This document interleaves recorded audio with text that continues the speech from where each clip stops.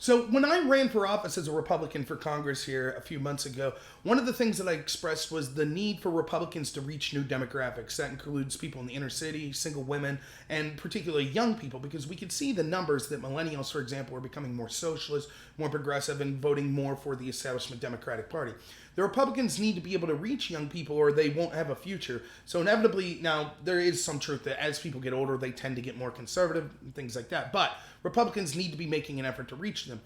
There are many ways to reach young people as Republicans, but the one I wanted to focus on today in light of the last video I just did is the idea of having fun in comedy. It used to be that the party that was, or the group that was kind of censoring art, comic books, video games, music, and what I'm talking about today, comedy, seemed to come from the right. So I've talked often about Lenny Bruce, for example, who's a comedy hero of mine. Lenny Bruce had jokes that I thought were offensive or that I didn't think were particularly funny. But what he did was he actually put his life on the line in the sense of real harm occurring to him, whether it be being jailed or losing revenue, losing jobs, because he refused to censor himself, even though there was this pressure coming from the right wing to be able to, they would show up to his venues and basically wait for him to tell a joke that like insulted Catholicism or made a sexual grotesque analogy, something like that, and then would arrest him. And so this was real harm that was done to him. It was very brave for him to stand up. And comedians and artists of all sorts kind of rallied around Lenny Bruce. And he's considered sort of a pioneer, as someone who stood up and is kind of someone to look up to. Like, yeah, that's standing up in the face of authoritarianism, in the face of censorship. That censorship was coming from right-wing sources. And so many of the entertainers that were defending this seemed to come from the left. Now we see the exact opposite.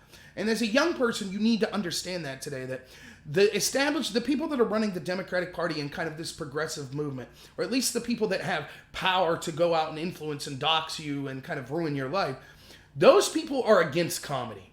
Look at what their comedy looks like. Like, you can't offend anyone. You have to be walking on eggshells the whole time. It has to be homogenous. It can only be political in nature or so bland that it wouldn't be considered comedy whatsoever. See some of these progressive woke comedians stand-up specials. They're not even trying to laugh anymore. They're calling it post-comedy, some of them. It's not about making people laugh. It's about spreading a message. Well, that's not comedy. And so you need to realize, if you're a young person, exactly what could happen. You might believe in all of these ideas of the progressive movement or the establishment Democratic Party. And you would say, I would never endorse the Republicans. As admittedly a biased Republican, I think you should come to the Republican Party. However, I'm always going to be a country first person more than a party person. And I understand the need for multiple vibrant parties. And so I do want to see a thriving Democratic Party that, is reasonable, though.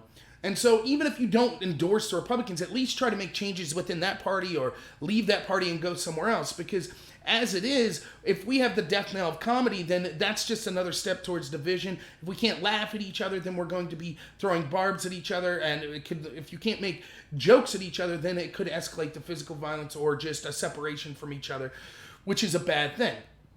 Now, look, there's all sorts of things that are occurring as an examples of this. So it's not just offensive, like we're talking about Steven Crowder, who was a comedian and being censored for jokes that he made. But it's not just that. There's also even more mainstream comedians, many of whom would consider themselves left-wing, I believe, probably Democratic voters, who are kind of starting to see the insanity of this. So one example I saw was Jerry Seinfeld talked about how he and other established comedians will no longer do college campuses because the PC culture is so insane.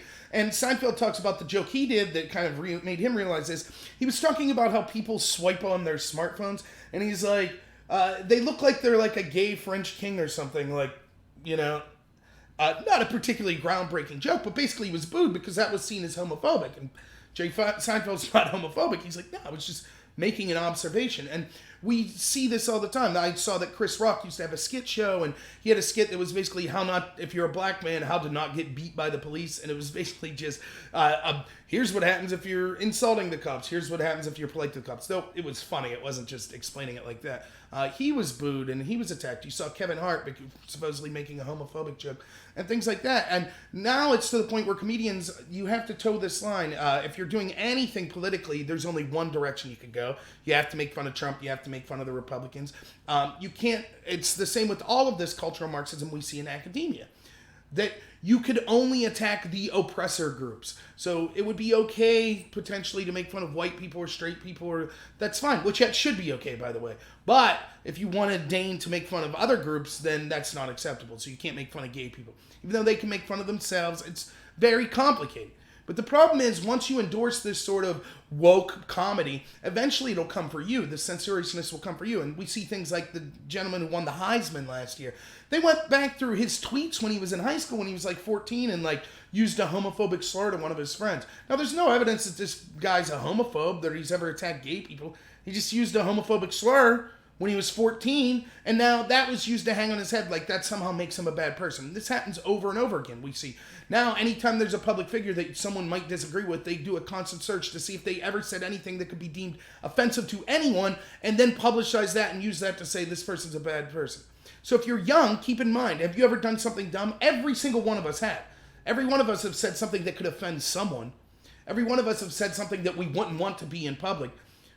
The establishment democratic orthodoxy at this point, and what at least the people that are controlling that. I don't mean you as the individual Democrat. I don't mean you as the individual progressive or socialist. You might be okay with it, but the mob mentality that's coming from that camp means that eventually you will be judged. Is that what you want to be? Do you want to be the party of censorship? Do you want to be a part of the party that is against comedy, against having fun? Now, look, a lot of people will say yes, but a lot of this comedy is hurtful. But again, it's going to be used. It'll always, once you give that inline to say, this offensive comedy needs to be silenced, then you give the slippery slope to where the next thing that you don't think is offensive will be silenced. So maybe you're someone who's against established religion. Keep in mind, that's where the censorship of Lenny Bruce was coming from. He was making fun of things like the Catholic Church. He was making jokes promoting like promiscuous sex lives and things like that. So the very thing you're saying, but it's okay because I'm offended. The stuff that's getting censored is what I'm offended by. Keep in mind, the stuff that you endorse and like someone else will say, I'm offended by it, so it needs to be censored as well. So if you're young, you need to be embracing the idea of comedy. And one other thing I want to say about this, comedy brings us together. When we could laugh at each other, particularly you should be able to laugh at yourself. You should be able to make fun of yourself. When people attack groups that you belong to, take it as a sense of humor, a sense of pride. You know, Dave Chappelle, for example, was one of my favorite shows, The Chappelle Show. He often made fun of groups that I'm connected to, fat people, white people, right? But it was funny. It was done in a sense of camaraderie. And even if it wasn't, even if it's a place of hurt, even if you think it wasn't, it was done in a place of hurt towards white people, keep in mind that many people won't take it that way. And it should be used as a badge of honor in a sense to kind of bring us together. We could all laugh at ourselves.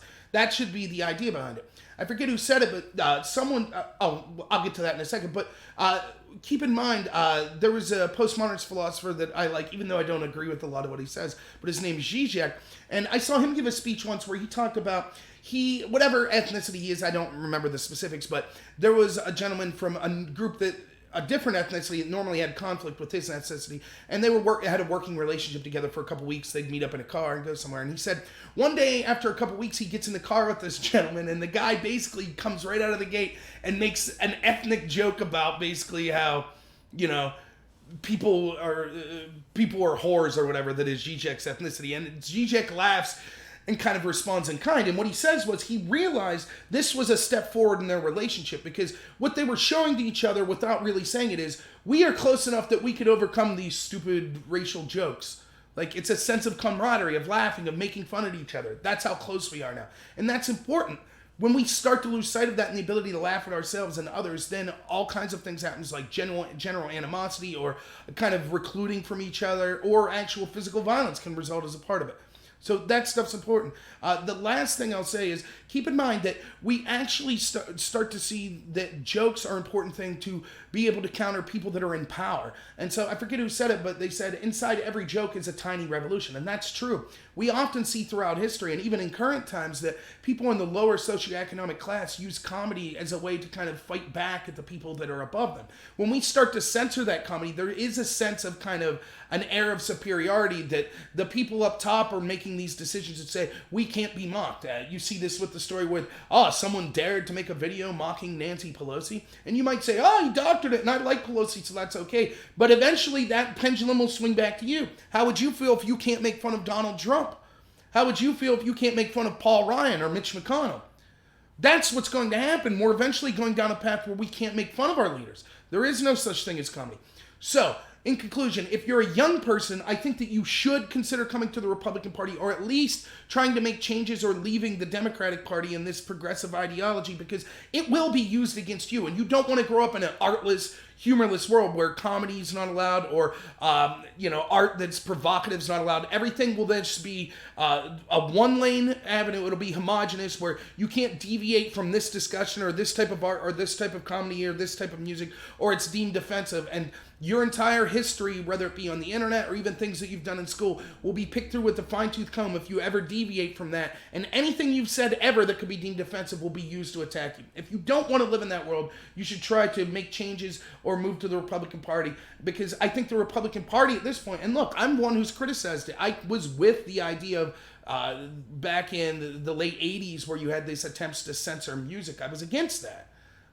And that's where you saw like Dee Snider from Twisted Sister, the guys from Two Live Crew that were rappers, and John Denver come together to go to Capitol Hill and say, no, this is why free speech is important in music. We shouldn't be censoring things that we deem to be offensive and things like that. So I've definitely been with the left on this issue. It's not me that's changed, it's the left that's changed. And so if you need to start, as a young person, you need to start saying, if I don't want to live in that world, I need to make a change in party affiliation, or at least be working from the inside to say, no, this is unacceptable.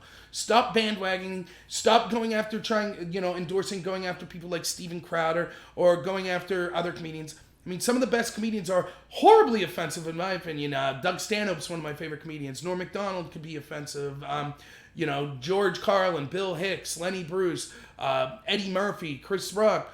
Like, these people are offensive in what they do, and they make jokes that are, about sexuality, about race, and things like that. But if we start censoring them and we can't have those voices, we'll live in a very bland world indeed. So there's a lot more reasons, which I'll talk about in the future, why young people should consider moving away from the ideas of socialism, progressivism, and the establishment Democratic Party. But that's one of the big ones. I think that if you want to be someone who wants to have fun as you grow old and don't want to be walking on eggshells your entire life, you should consider moving to the Republican Party, or at least away from the establishment Democrats. So if you like this video, I'll be putting more out.